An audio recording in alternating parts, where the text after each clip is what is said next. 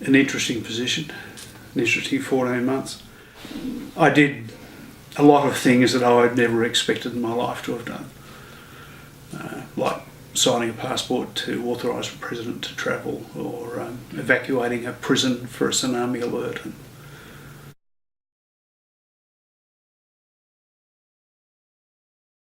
I was employed in December of 2012 to be the Solicitor General of Nauru. It's effectively the second highest law officer in the land, involved in advising and looking after customs matters, quarantine matters, immigration matters, as well as just the standard justice matters that arise.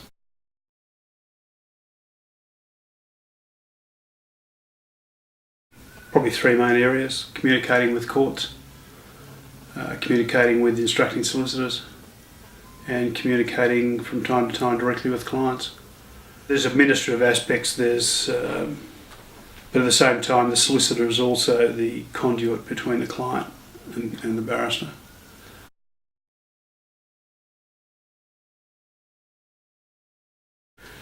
Internet was a difficulty. There is an internet service of the island given by one predominant provider, very slow from time to time, a lot of difficulty with service breaking down, not working. There's no free press available on the island. The closest thing that you've got to hold people accountable, or the government and others accountable, are probably a number of Facebook pages conducted by individual Nauruans.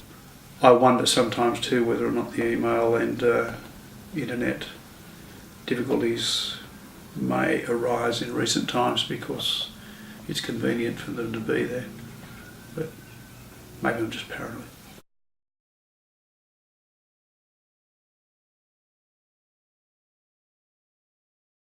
The government has, certainly since the middle of last year, when the new government came into power, imposed very strict controls on journalists and the way they can operate.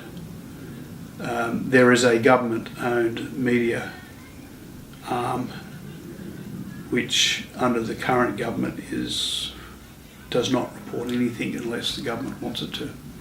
It only says what the government will allow it to say. In the first 7 months I was there were, from time to time, press would apply to the Department of Immigration for a visa and obtain a visa and come out and report.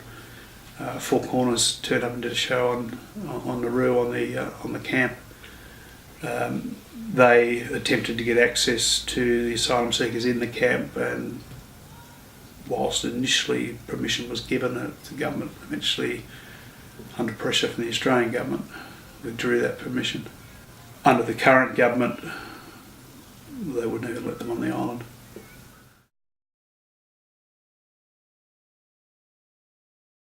There's certainly a strain in terms of communication of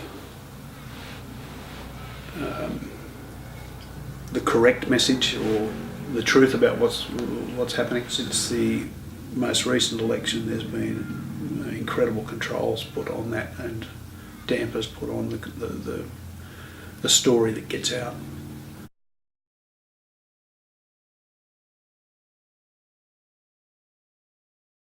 There is obviously, in terms of what's on the Facebook pages and what one sees on Pacific Beat, or hears on Pacific Beat, and reads from a number of the people outside media who have been following developments there.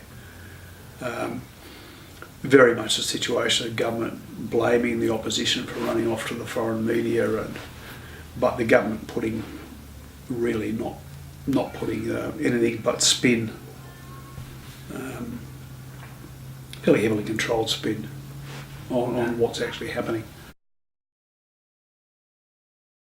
Looking at what has happened there in recent times, and looking at and knowing quite a lot of the people that are players on the island, I think ultimately things will change.